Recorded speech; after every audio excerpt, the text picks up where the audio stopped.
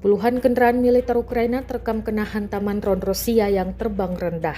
Rekamannya beredar di Telegram pada Sabtu 7 Desember 2024. Dalam keterangan unggahan disebutkan, inilah momen yang dikatakan Rusia kehancuran nyata. Operator UAV-nya membongkar peralatan dan benteng angkatan bersenjata Ukraina di arah Velikonovselovsky. Pesawat tempur Rusia yang terbang rendah disebut mulai aktif menggunakan drone FPV pada serat optik untuk mengatasi sistem peperangan elektronik milik musuh.